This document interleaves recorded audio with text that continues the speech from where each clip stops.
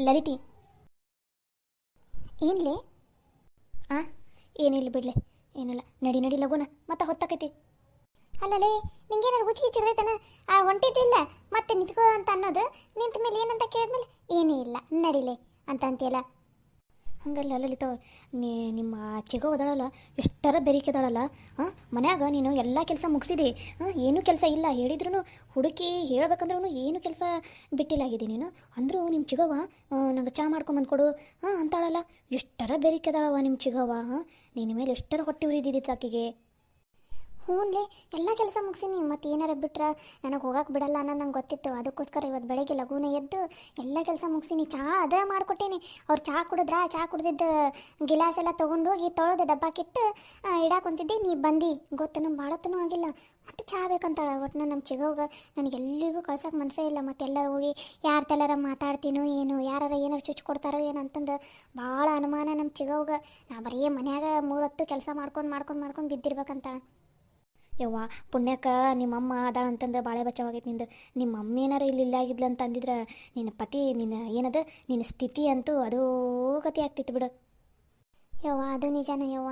ನಮ್ಮಮ್ಮ ಅದ, ನಮ್ಮಮ್ಮ ಇದ್ದಾಗ ಒಂದು ಸ್ವಲ್ಪ ಹೆದರ್ತಾಳೆ. ನನಗೇನು ಜಾಸ್ತಿ ಅನ್ನಂಗಿಲ್ಲ. ಆಮೇಲೆ ಜಾಸ್ತಿ ಕೆಲಸ ಏನು ನನಗೆ ಬೇಕಂತ ಹೇಳಂಗಿಲ್ಲ. ನಮ್ಮಮ್ಮ ಇಲ್ಲ ಅಂದ್ರೆ ಯಪ್ಪ, ಮೊನ್ನೆ ನಮ್ಮಮ್ಮ ಊರಿಗೆ ಹೋಗಿದ್ಲಲ್ಲ ಯಪ್ಪ, ಒಂದು ವಾರ ನನಗಂತೂ ಸಾಕಾಗಿ ಹೋಗ್ಬಿಟ್ಟಿತ್ತು ನೋಡು. ಅದಕ್ಕೆ ನಾನು ನಮ್ಮಮ್ಮಗೆ ಎಲ್ಲೂ ಕಳ್ಸಂಗಿಲ್ಲ. ನಮ್ಮಮ್ಮನೂ ಅಷ್ಟೇ ನನ್ನನ್ನು ಬಿಟ್ಟು ಎಲ್ಲೂ ಹೋಗಂಗಿಲ್ಲ. ನಮ್ಮ ಚಿಗವ ಹಿಂಗದ ಅಂತಂದು. ನಮ್ಮ ಚಿಗವ ನಮ್ಮ ಕಾಕನ ಮಾತನ್ನು ಕೇಳಂಗಿಲ್ಲ. ನಮ್ಮ ಕಾಕಾಗ ಹೆದರ್ಸ್ಬಿಡ್ತಾಳೆ. ಆದರೆ ನಮ್ಮಮ್ಮಗಾದ್ರೆ ತಾನೇ ಹೆದರ್ತಾಳೆ.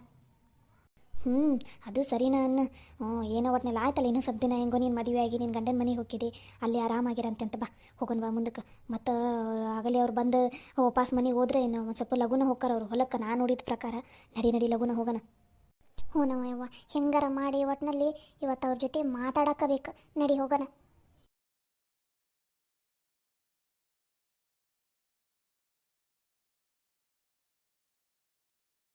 ಸವಿ, ಇದಲ್ಲ ಅವ್ರ ಹೊಲ. ಇದಾವಲ್ಲ ಅನಿಸ್ತೈತಿ. ನಾನು ಒಂದು 2-3 ಸಲ ಹೊಲದಾಗ ನೋಡಿದ್ದೆ ಅವ್ರನ್ನ.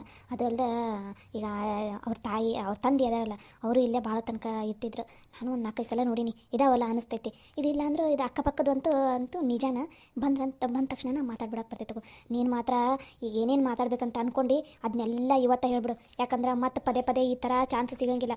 ಈಗ ನೋಡಿದಿಲ್ಲ, ಒಂದು ಸಲ ಹೊಲಕ್ಕೆ ಬರೋಕೆ ಎಷ್ಟು ಹರಸಾಹಸ ಪಟ್ಟಿವಿ. ನಿಮ್ಮ ಅಮ್ಮಗೆ ಹೇಳಿ ನಿಮ್ಮ ಚಿಗವಂತೂ ಬಿಡಾಕವಲ್ಲ ಅಂತ. ಅದಕ್ಕೆ ಹೇಳೋದನ್ನು ಕೇಳೋ, ನೀವು ಎಷ್ಟೊತ್ತಾದರೂ ಆಗಲಿ ಬಡ ನಿನ್ನ ಮನಸ್ಸಿನಾಗ ಏನೈತಿ, ಏನು ಹೇಳ್ಬೇಕಂತ ಇದ್ದೀವಿ ಅದನ್ನೆಲ್ಲ ಅವ್ರ ಮುಂದೆ ಹೇಳ್ಬಿಡು. ಸರಿನಾ? ಸರಿಲೇ, ಹಂಗೆ ಮಾಡ್ತೀನಿ. ಅರ್ಧ ತಾಸಿನ ನಂತರ ಏನ್ಲೇ, ಇವ್ರಿನ ಬರವಲ್ರಿ ಹೊಲಕ್ಕೆ? ಇಷ್ಟೊತ್ತಾತ್ಲಿಪ್ಪ, ಅರ್ಧ ತಾಸು ಮೇಲೆ ಆತು. ಇಲ್ಲೇ ನಿಂತು ಕಾಲೆಲ್ಲ ಮೃದಂಗ ಕುಂತ್ಬಿಟ್ಟೈತ್ಲಿ.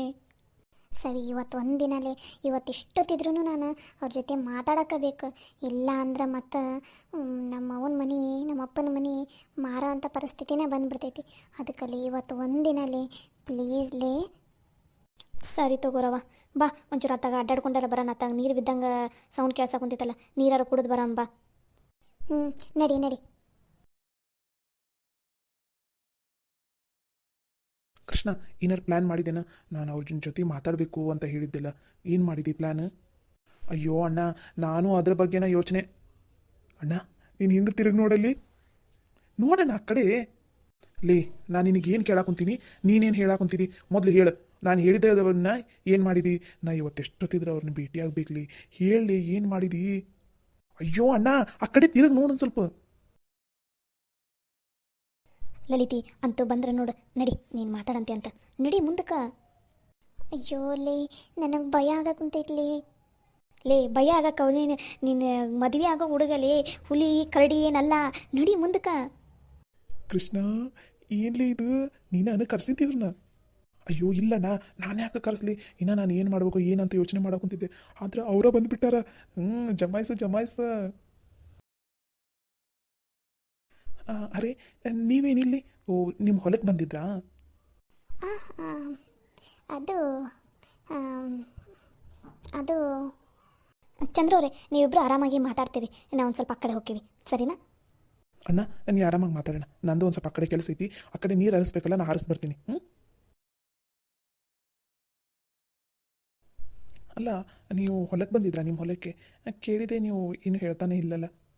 ಅದು ನಾನು ನಮ್ಮ ಹೊಲಕ್ಕೆ ಬರಲಿಲ್ಲ, ನಿಮ್ಮನ್ನು ನೋಡೋಕೆ ಅಂತ ನಾನು ಬಂದಿದ್ದು. ಏನು, ನನ್ನ ನೋಡಕ್ಕೆ ಬಂದಿದ್ದೀರಾ? ಹಾಂ, ಹೌದು. ನಿಮ್ಮ ಜೊತೆ ಒಂದು ಸ್ವಲ್ಪ ಮಾತಾಡಬೇಕಾಗಿತ್ತು ನಾನು. ಅದು ಮೊನ್ನೆ ಮನೆಯಲ್ಲೂ ಮಾತಾಡೋದಕ್ಕಾಗಲಿಲ್ಲಲ್ಲ, ಅದಕ್ಕೋಸ್ಕರ. ಇಲ್ಲಿ ನೀವು ಹೊಲಕ್ಕೆ ಬರ್ತೀರಿ ಅಂತ ಗೊತ್ತಾಯಿತು, ಅದಕ್ಕೋಸ್ಕರ ಇಲ್ಲಿಗೆ ಬಂದೆ. ಆಹಾ ಚಂದ್ರು, ಇವತ್ತು ಬೆಳಿಗ್ಗೆ ಎದ್ದು ಯಾರ ಮುಖ ನೋಡಿದಕ್ಕಂದ ನೀನು? ಆಹಾ. ನೀವು ಬ್ಯುಸಿ ಇದ್ದೀರಾ? ಒಂದು 5 ನಿಮಿಷ ಅಷ್ಟೇ ನಿಮ್ಮ ಜೊತೆ ಮಾತಾಡಬೇಕಾಗಿತ್ತು. ಅಯ್ಯೋ ಹಾಗೇನಿಲ್ಲ, ನಾನೇನು ಬ್ಯುಸಿ ಇಲ್ಲ.